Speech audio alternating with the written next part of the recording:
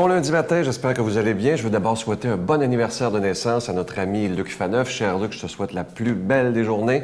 Laisse-toi gâter par ta famille. Et aujourd'hui, c'est la fête aussi d'un grand saint, Saint-André Bessette. Alors, c'est aujourd'hui sa fête. Alors, aujourd'hui, on peut prendre le temps d'une façon particulière de prier Saint-André. Et comme je le fais tous les lundis, c'est avec joie que je m'en vais rejoindre M. Eddie Savoie. Cette émission vous est présentée par l'organisme catholique La Victoire de l'amour. Depuis toujours, l'être humain cherche le chemin qui mène au vrai bonheur. Pourtant, encore aujourd'hui, notre monde se meurt d'un manque d'amour. Il y a plus de 2000 ans, un homme du nom de Jésus de Nazareth est venu bouleverser le monde, et ce, à tout jamais. Si tu acceptes le Christ dans ta vie, tu es condamné à être heureux.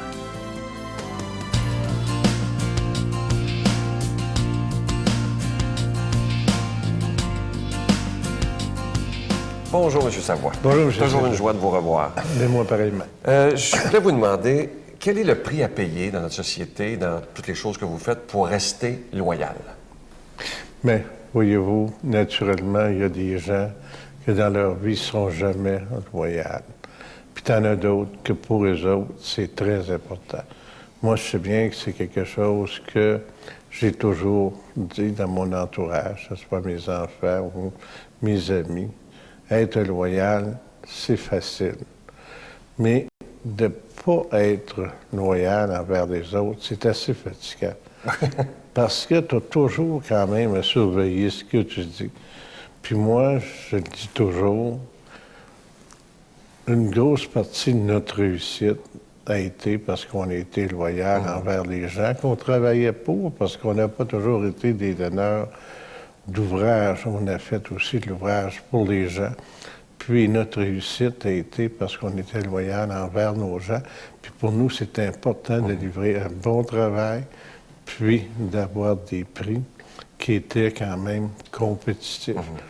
Puis, quand je regarde alentour de moi, puis je regarde les gens qui n'ont pas peur de regarder les gens dans les yeux, qui n'ont pas besoin de regarder les pieds des gens.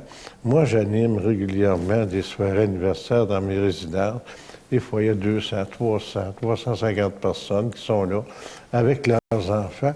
Puis j'ai pas peur de regarder tout le monde dans les yeux puis de dire, écoutez, on n'est pas parfait, puis on ne sera jamais parfait.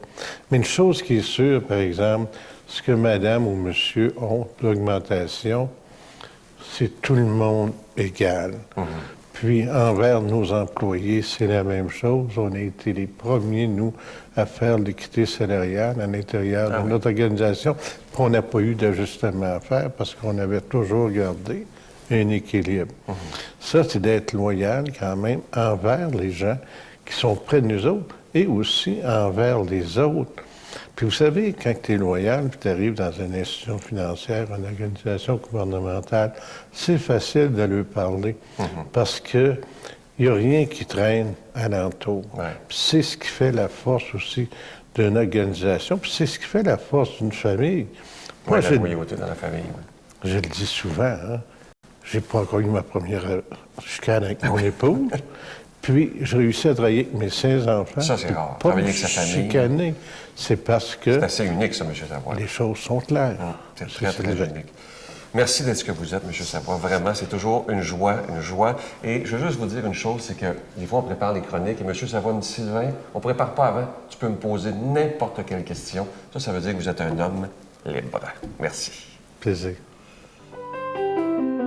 Notre Père qui es aux cieux, que ton nom soit sanctifié, que ton règne vienne, que ta volonté soit faite sur la terre comme au ciel. Donne-nous aujourd'hui notre pain de ce jour. Pardonne-nous nos offenses, comme nous pardonnons aussi à ceux qui nous ont offensés. Et ne nous soumets pas à la tentation, mais délivre-nous du mal, car c'est à toi qu'appartiennent le règne, la puissance et la gloire, pour les siècles des siècles. Amen. Demandez, vous recevrez. Quelle belle phrase de Jésus et surtout quelle belle promesse. Si on décidait de croire totalement en cette phrase de Jésus, demandez et vous recevrez, notre vie pourrait changer totalement. C'est le titre de mon dernier livre et ça dit aussi « Ayez l'audace de croire en l'impossible ». Un livre, je sais que vous allez beaucoup l'apprécier. C'est un livre qui nous apprend à mieux prier, mais qui nous rappelle les promesses de Jésus. Et moi, je suis sûr que si vous le lisez, premièrement, et que si vous mettez en pratique les conseils que je donne dedans, je suis convaincu que votre vie peut changer totalement. C'est avec un don, évidemment, avec 25 $ et plus. Et si vous en voulez deux, parce que ça se donne bien en cadeau, c'est avec un don de 40 $. Je vous remercie de tout cœur, évidemment, pour votre prière, mais aussi pour votre soutien financier. Vous savez qu'on doit payer pour être à la télévision, mais moi, je vous dis merci de tout mon cœur. Je vous donne l'adresse, la Victoire de l'Amour, casier postal 120, succursale Boucherville à Boucherville, le J4B 5E6, je vous la redonne, la Victoire de l'Amour, casier postal 120, succursale Boucherville à Boucherville, le J4B 5E6. Également par carte de crédit, par téléphone, dans le 514-523-4433, 523-4433 ou sans frais, le 1-888-811-9291, 1-888-811-9291 et aussi sur notre site Internet, le www.lavictoiredelamour.org. Alors, je vous rappelle, ce livre, Demandez et vous recevrez, c'est un livre que j'espère vous prendrez le temps de lire et de me donner des nouvelles. Il est facile à lire, écrit en gros caractères et je dois vous dire que j'y ai mis vraiment tout mon cœur. Mais n'oubliez pas de me donner des nouvelles. Je vous remercie de tout mon cœur pour votre prière, mais aussi pour votre don. Merci.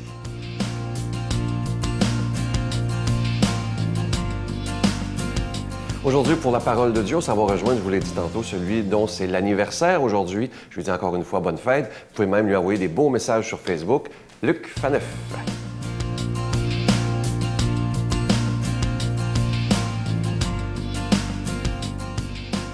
Bonjour, merci d'être là pour cette méditation de la parole. Aujourd'hui, dans son évangile, Jésus va promettre à ceux et celles qui désireront le suivre que leur joug allait être léger, leur charge légère.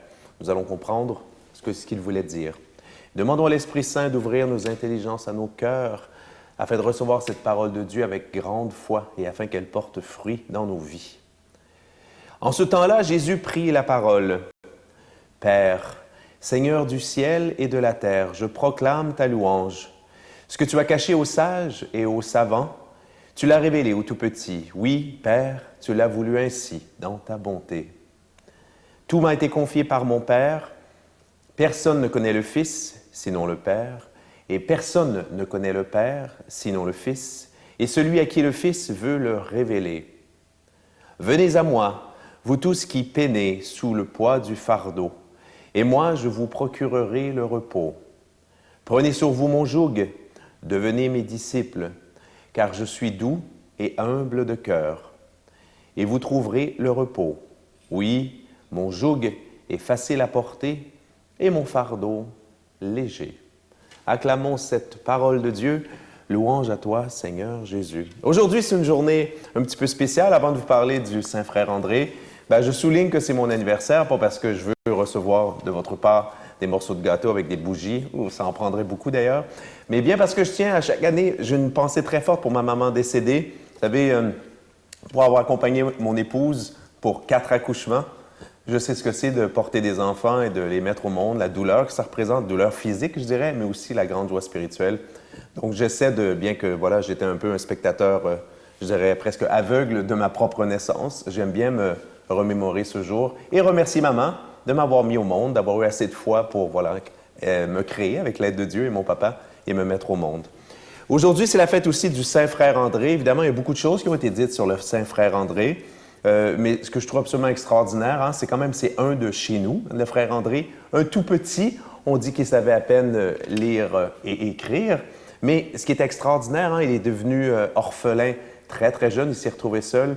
C'est sa foi profonde, sa foi en un Dieu providence. Et ça, je pense qu'il y a beaucoup d'aspects de la vie du Saint-Frère André qui nous nourrit aujourd'hui. Mais en particulier, je dirais, cette foi absolue en la providence, puis aussi en la personne de Saint Joseph. Donc, le frère André qui avait tout perdu, qui avait peu d'éducation, bien voilà, c'est toujours abandonné complètement, autant pour les petites choses, les tout débuts de sa vie, que plus tard, l'œuvre de l'oratoire entre les mains de la providence. Et voyez ce que ça donnait, cet oratoire majestueux, le plus grand consacré à Saint Joseph dans le monde. Encore des millions de personnes qui, chaque année, vont prier, et le Saint-Frère André et l'oratoire. Aussi son unité, la cohérence de sa vie. Le frère André, C'était un homme, oui, on se souvient de lui comme un homme de grande prière. Il passait ses nuits en prière, mais aussi à soigner les souffrants. Il avait une petite infirmerie, je dirais, personnelle.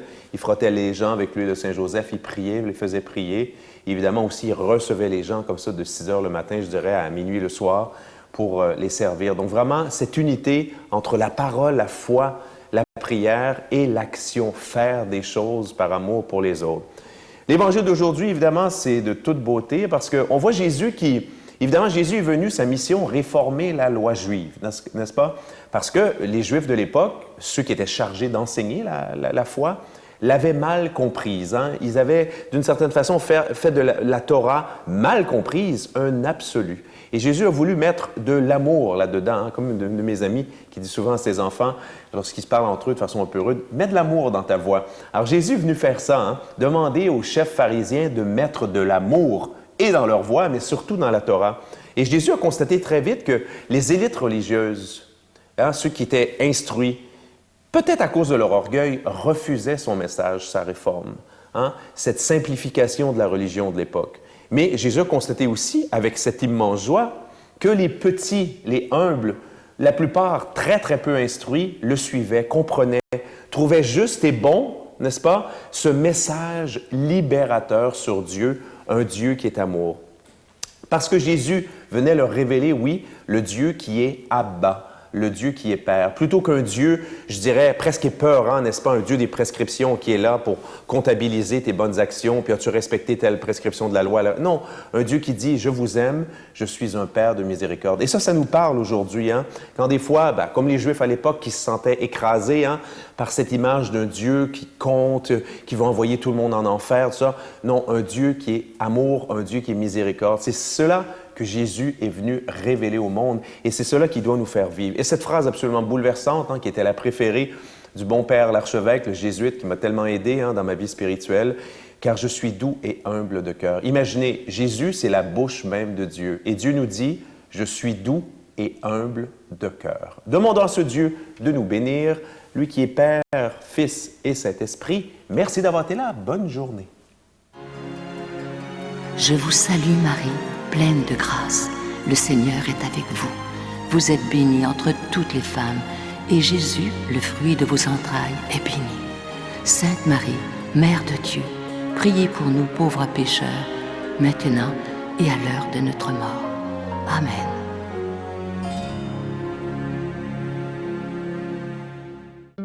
Dans le cadre de l'année de la foi, la Victoire de l'amour vous invite à son pèlerinage du 2 au 13 mai 2013. Nous irons ensemble à Paris, Versailles, Saint-Malo, le magnifique Mont-Saint-Michel, Chartres et Lourdes, en compagnie de Monseigneur Jacques Gaillot, Miguel Padilla et moi-même.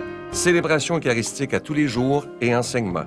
Réservez rapidement avec Voyage Intermission dans le 514-288-6077, 288-6077 ou sans frais le 1-800-465-3255, 1-800-465-3255.